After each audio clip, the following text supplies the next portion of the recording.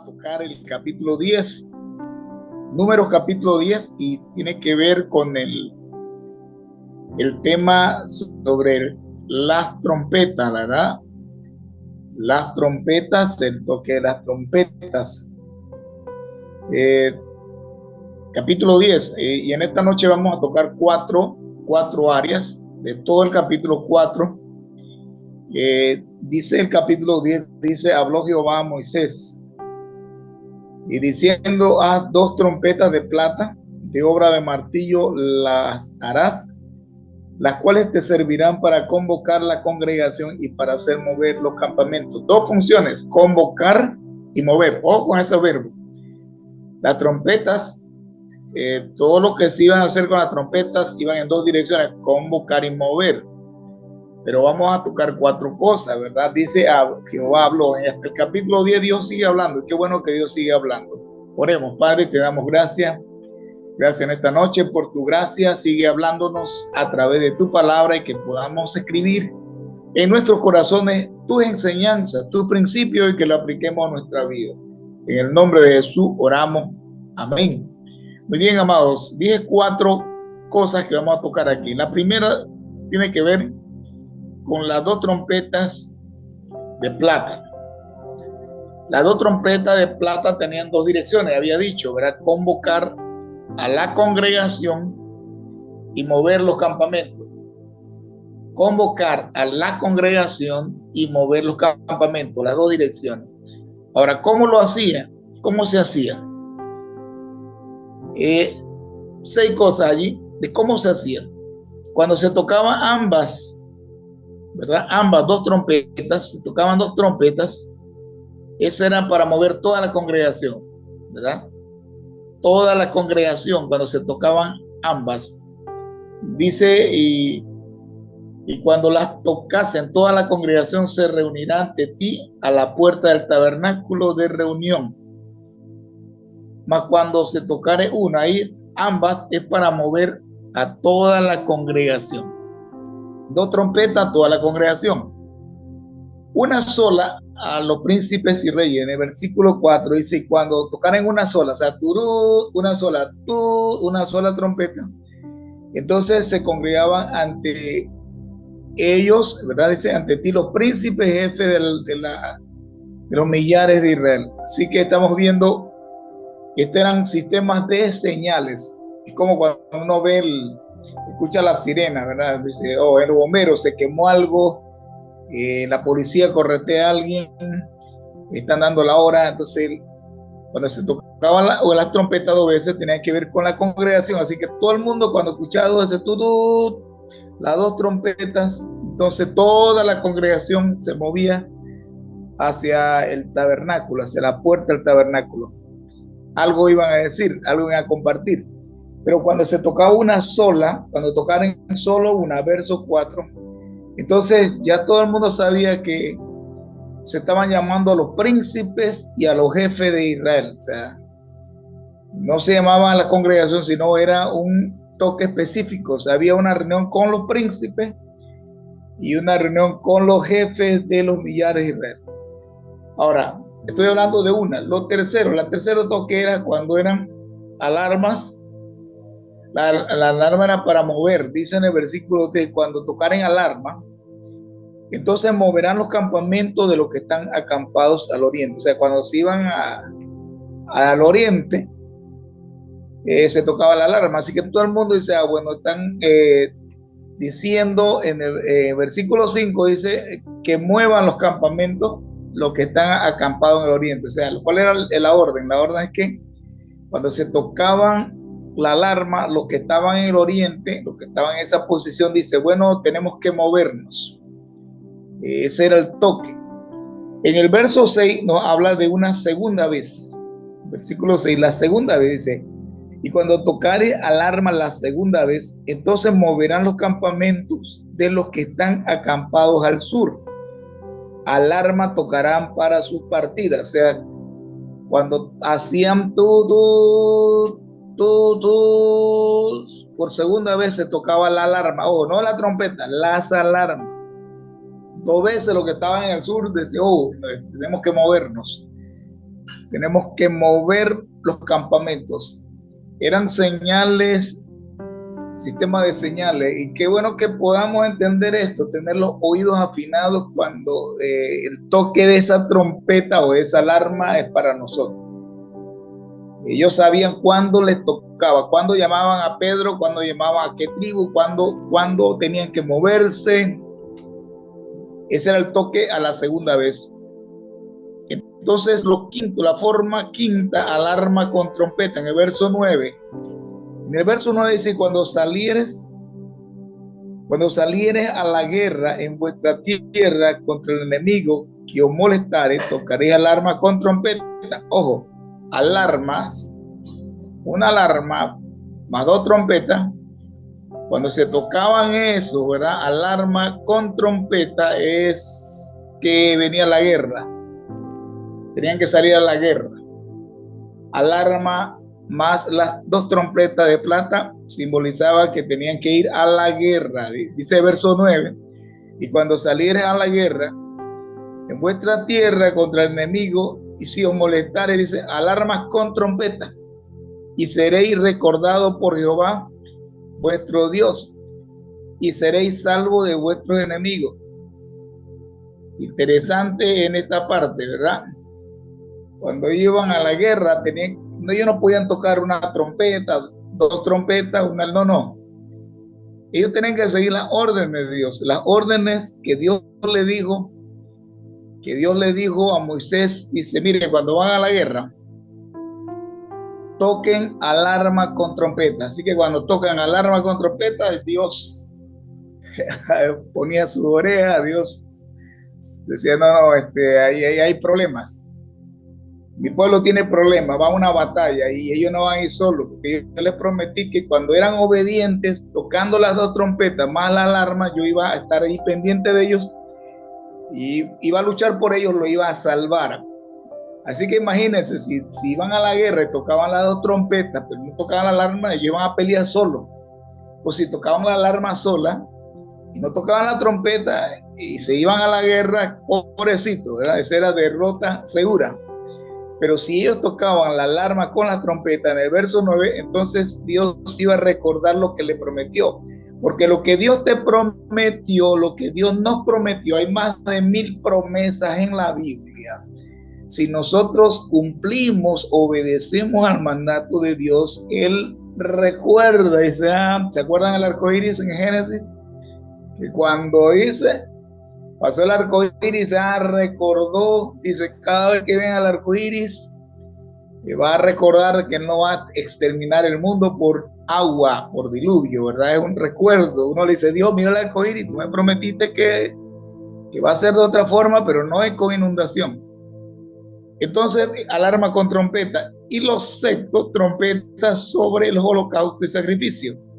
Si vemos el versículo 10 dice, y en el día de vuestra alegría, o sea, cuando el pueblo de Israel estaba contento, cuando había gozo, dice, y en vuestra solemnidad de fiesta, o sea, algo bueno, dice, y en los principios de vuestros meses, haréis tocar la trompeta sobre vuestro holocausto y sobre vuestro sacrificio de paz. Y os serán por memoria delante de vuestro Dios, y yo Jehová vuestro Dios. O sea, cuando había gozo, había una celebración, ellos tenían que tocar trompetas, pero sobre el holocausto, o sea, allí cerca de donde estaban el sacrificio de paz.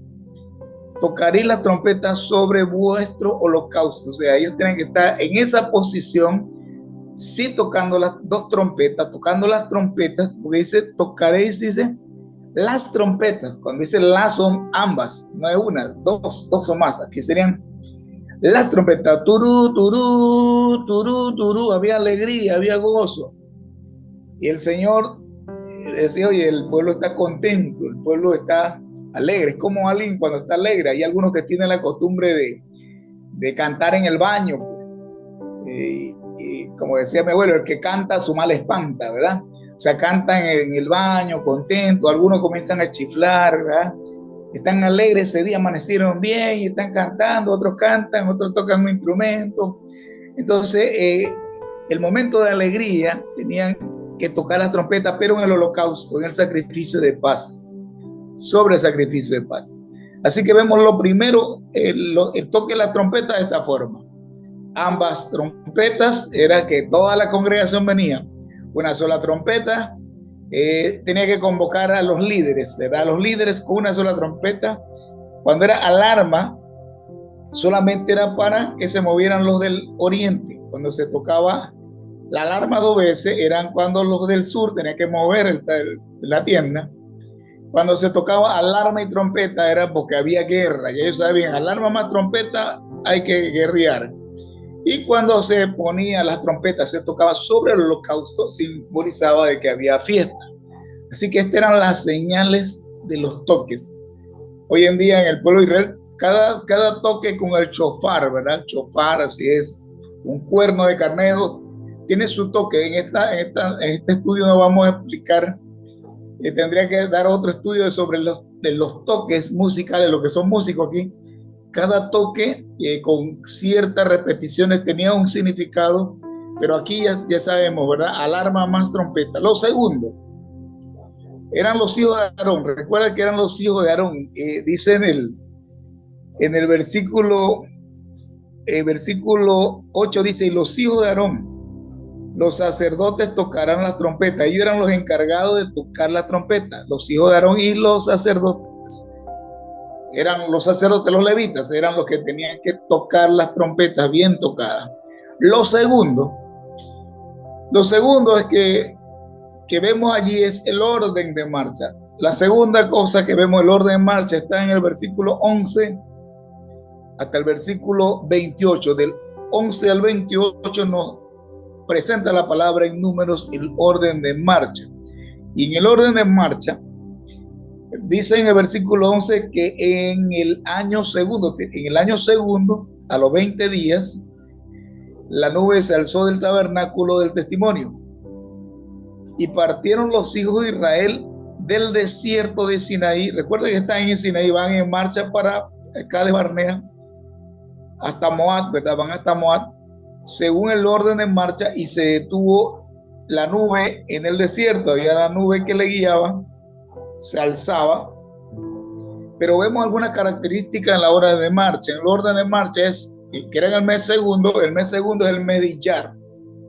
En el calendario hebreo es Iyar. Iyar significa luz, significa luminosidad.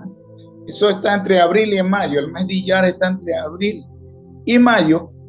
Así que las características ¿cuál era el orden? Que tenía que ser partir, dice, según el orden de marcha. Las cosas de Dios tienen un orden. Marchar en un orden. Dice, según el orden de marcha. O sea, no es como tú quieres, como yo quiero, como la congregación quiere, es como Dios quiere, como Dios ordena, en este caso a Moisés, que le dijeron que marchen de esta forma, ¿verdad? Dice la palabra, qué lindos son los pies de los que llevan buenas del bien, que anuncian a Sión, tu Dios reina, ¿verdad? Una marcha linda, una marcha en orden. Pero también el orden, versículo 13, dice, partieron la primera vez al mandato de Jehová por medio de Moisés. Algo interesante aquí, ¿verdad? Dios puso a Moisés como líder, que fuera al frente, Aarón en el líder espiritual, Aarón el sumo sacerdote. Mire esa combinación. Ellos tienen que partir a la orden de Dios, pero por medio de Moisés. Y esto es interesante. Cuando la iglesia marcha por orden de alguno de los líderes de la tribu, está violando el orden de Dios, el mandato de Dios. Miren el verso 3. La primera vez dice al mandato de Jehová por medio de Moisés. Y aquí han fallado muchos y muchas organizaciones, y hay muchos sistemas eclesiásticos que se han utilizado. Y aquí estamos viendo el orden de Dios, un orden teocrático. ¿Cómo así, pastor? Teo significa Dios en griego y kratos, krático significa gobierno. O sea, Dios es el que determina el orden, la marcha, el momento. Entonces, cuando imagínense que no es Moisés, sino que es Neftalí, que es Aser, que es de alguna otra tribu, que da la orden se van a meter en problemas porque Dios no lo estableció así. Es al mandato de Dios, en el orden de Dios, en la orden de marcha, a través de Moisés. Y dice, la bandera del campamento de los hijos de Judá comenzó a marchar primero. ¿Ve el orden? Entonces en el orden tenía que ser el mes segundo, en el Iyar tenía que ser a estos 20 días, versículo 11, tenía que ser cuando la nube se alzaba. En el versículo 11 dice, y la nube se alzó. O sea, si la nube no se ha alzado, la nube representaba la presencia del Señor, no se alzaba, nadie podía moverse, nadie podía que marchar.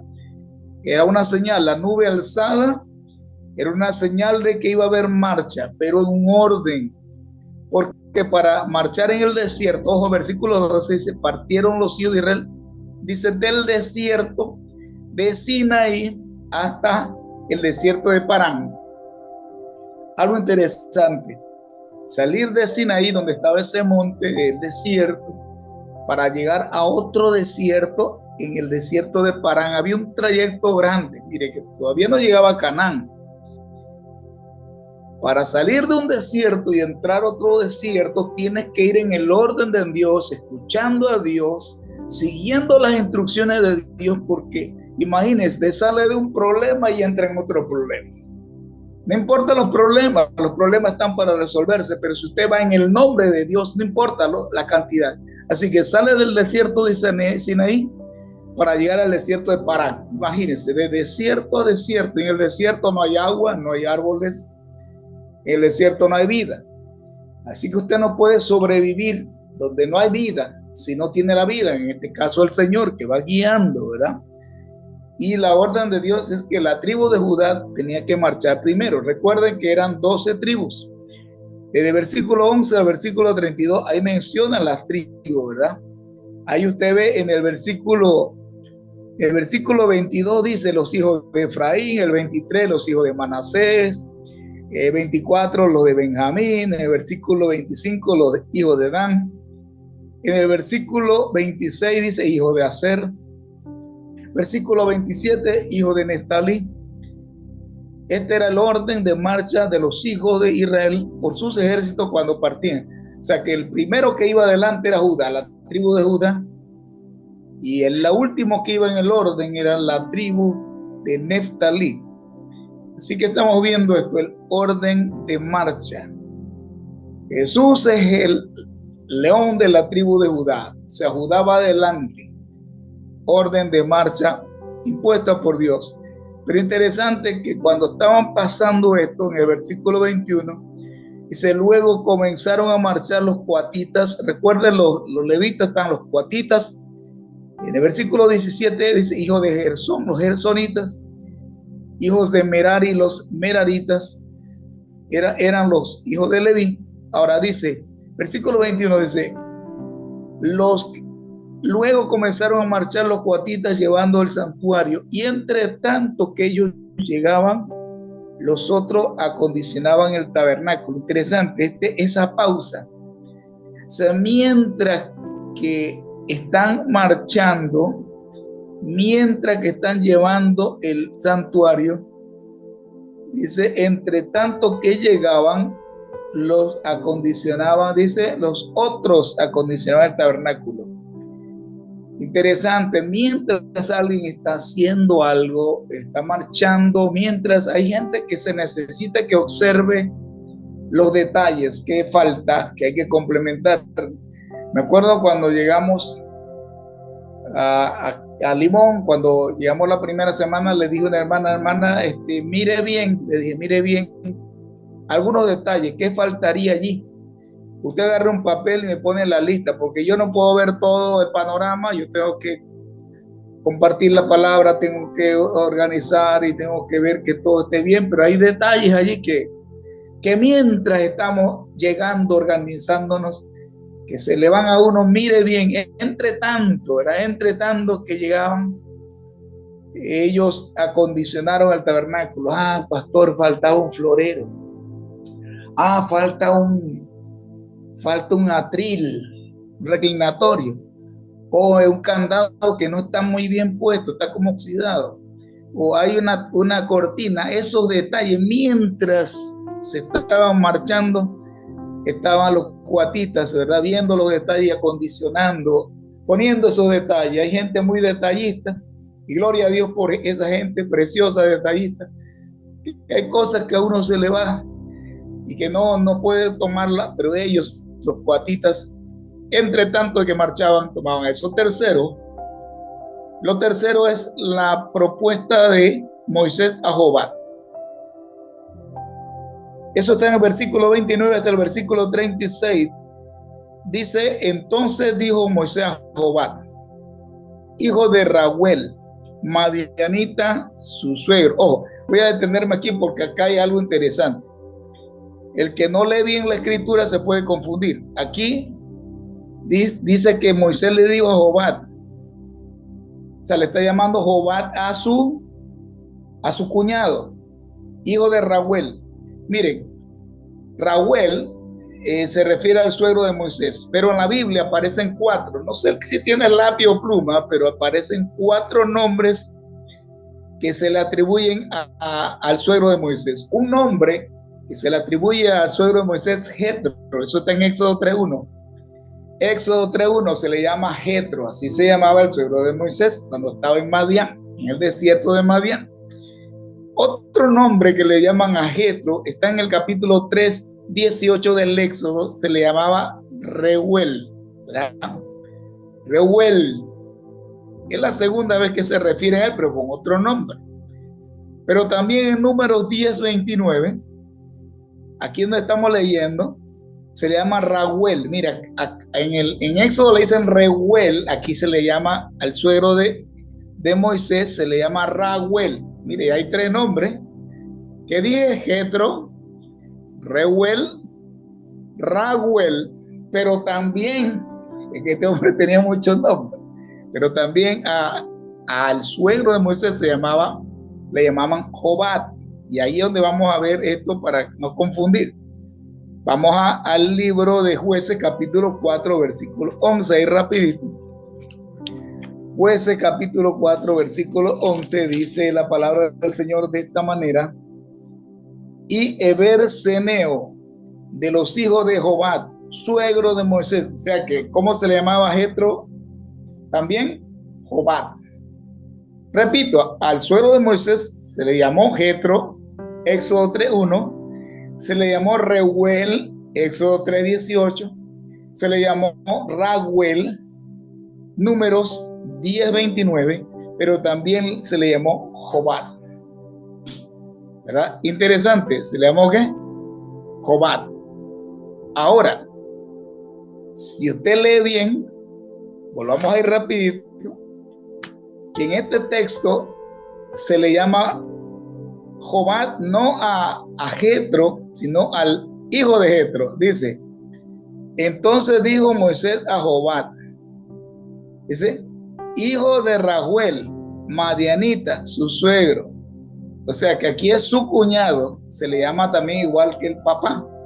¿Qué le parece? O sea, al cuñado de Moisés se le llama como a Jetro, le llaman Jobat. O sea, como alguien como dice el hermano Libardo de Juan Francisco Jr. Bueno, uno de los pocos que le dice a Chamo así, él se llama Juan Francisco, claro, él dice Juan Francisco Jr., porque tiene el mismo nombre. Entonces, me imagino que al cuñado le llamaban Jobat, o sea, le decían Jobacito, o sea, parecido al padre, pero hay un nombre que se le descubre ahí en el libro de Jueces 4:11, que es el nombre interesante. Vamos rapidito de nuevo. Jueces 4:11, ¿cómo se le llamó a Jobat? O sea, el cuñado de Moisés. Jueces 4:11 dice, y Eber-Seneo, ¿cómo se llama? Eber-Seneo, que significa que el kenanita, o sea, el hebreo que anda por ahí de nómada, ese. Jueces 4:11 dice, y Eber-Seneo, de los hijos de Jobat, suegro de Moisés, se había apartado de los ceneos, ojo, de la marcha, ¿verdad? Así que, ¿cómo se llamaba él? Eber-Seneo, pero le llamaban Jobat, se le llamaba como su papá. Ahora, estamos en el texto Números 10:29, donde dijo Moisés a Jobat, en este caso el hijo, Eber-Seneo, toma el nombre de su padre, en vez de decirle Jobat, hijo de Jobat, Moisés dijo Moisés a Jobat, hijo de Jobat, sino ahí cambia, el escritor cambia, en vez de ponerle Jobat, como le puso a Jetro en el libro de Jueces, entonces le cambia Rehuel para que vea la diferencia, ¿verdad? Jobat, no, en vez de decir Jobat y Jobacito, era Ebed-Seneo. Y este hombre, dice la Biblia que Moisés le dice, y él le dijo, nosotros partimos para el lugar de la cual Jehová ha dicho, yo le voy que yo lo daré. O sea, Dios dice que vamos para allá, ven con nosotros, le dice el cuñado, vente con nosotros, te haremos bien, porque Jehová ha prometido bien a Israel. ¿Qué le responde su cuñado? Verso 30 dice, y él le respondió, yo no iré, si no me marcharé a mi tierra, o sea, el hombre estaba soberbio.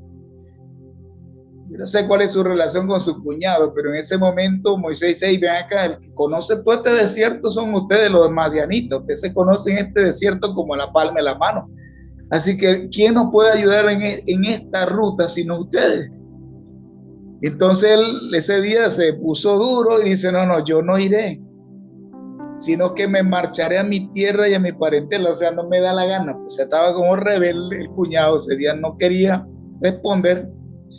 Y nos recuerda Mateo 21:29, cuando hay una parábola donde Jesús le dijo, dice que el Señor tenía 2 hijos y le dijo al hijo, vamos a buscar Mateo 21:29, le hace esta misma propuesta para que vaya a una misión y no quiere ir. A veces hay gente así, que yo no quiero y no me da la gana o inventa cualquier cosa. Mateo 21, versículo 29, dice 28, dice, pero ¿qué les parece? Un hombre tenía 2 hijos y acercándose al primero le dijo, hijo, ve hoy a trabajar a mi viña. Y respondió él y dijo, no quiero.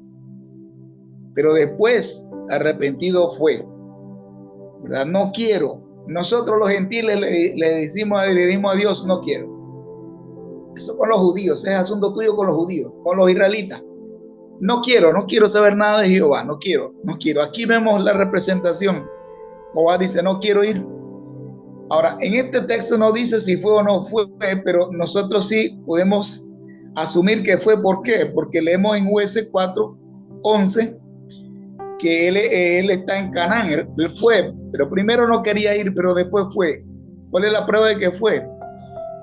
Bueno, la prueba es que leímos en Jueces 4:11. Vamos a ver por qué nosotros decimos que fue, aunque ahí no dice si fue o no fue, quedó en el aire.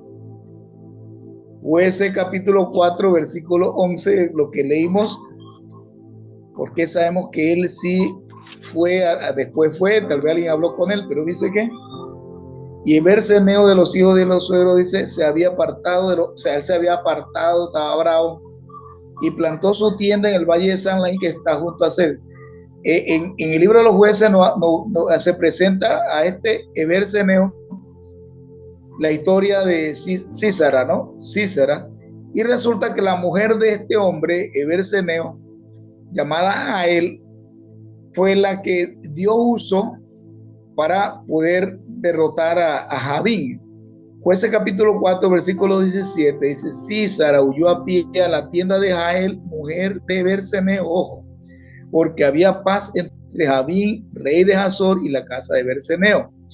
¿Y qué hizo la mujer? Versículo 21, Jueces 4:21, pero ya la mujer de Eber se tomó una estaca en la tienda, la puso con un mazo en su mano, se la acercó calladamente y le metió la estaca por los sienes y le enclavó en la tierra, pues él estaba cargado de sueño y cansado, y así murió.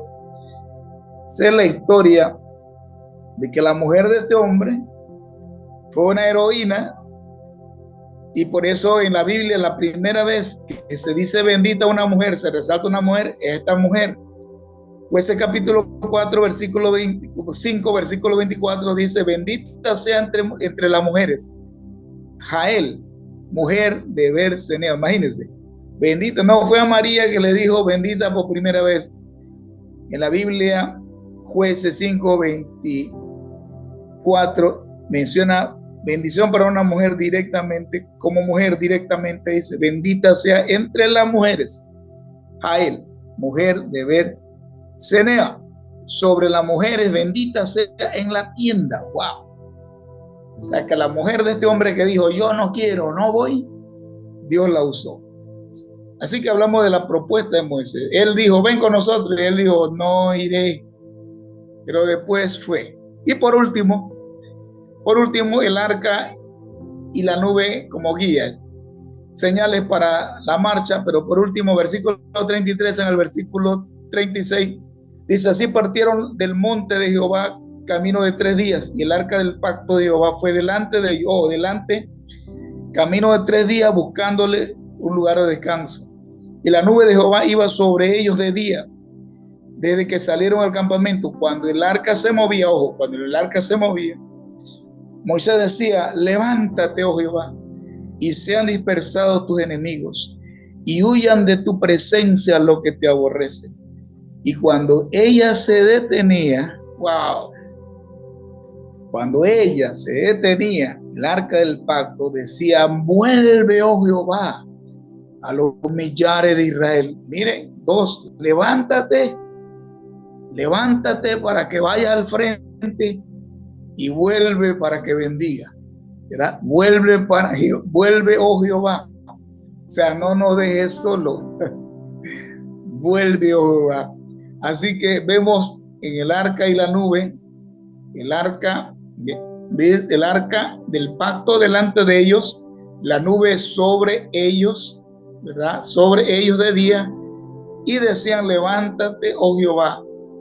En el Salmo 68:12, vamos a buscarlo ahí rapidito. Salmo 68:12, dice la palabra de esta manera: huyeron reyes de ejércitos, y los que se quedaban en casa repartieron los despojos. Cuando Dios se levanta, todos tienen que huir, todos sus enemigos tienen que huir, van a ser dispersados. Así que cuando venía el arca decían, levántate, Jehová, levántate y sean dispersados. Cuando usted tiene batallas espirituales, lucha, dígale, Dios, levántate.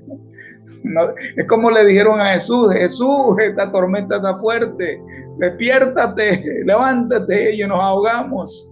Levante al Señor, diga, levántate, Dios, pelea por mí y huyan tus enemigos. Y cuando se detenía, o sea, cuando no estaban en movimiento, cuando el arca estaba quietecita, entonces decía, vuelve. ¿Por qué vuelve? Porque un arca sin la presencia de Dios es un simple mueble. Usted y yo, sin la presencia de Dios en nuestra vida, solo somos unos seres humanos sociales. Pero si somos templo del Espíritu Santo, si es la presencia de Dios mora en nosotros, entonces vamos a poder decirle, Dios, pelea por mí. Oh Señor, vuelve, no me dejes solo, tú estás aquí. Así que para concluir, ese toque de trompeta se va a dar en Primera de Tesalonicenses capítulo 4 versículo 16. Va a haber un evento muy especial a nivel de la historia y a nivel del cristianismo. Dice Primera de Tesalonicenses. Así que prepare su oído, prepare su corazón, porque el que está sordo, qué lío. Primera de Tesalonicenses capítulo 4, 16 dice, porque el Señor mismo, mira, ahora no van a ser los sacerdotes, ahora no van a ser los levitas, dice, el Señor mismo, wow, con voz de mando, con voz de arcángel y con trompeta de Dios, descenderá del cielo. Y los muertos en Cristo resucitarán primero. Luego nosotros, dice Pablo, los que vivimos, los que hayamos quedado, seremos arrebatados juntamente con ellos en las nubes para recibir al Señor en el aire, y así estaremos siempre con el Señor. Y él termina diciendo, Primera Tesalonicenses 4:18, por tanto, alentaos los unos a los otros con estas palabras. Ponga su oído, porque cuando suene la trompeta, usted va a tener ese momento glorioso. Que Dios te bendiga y nos bendiga a todos. Bendiciones.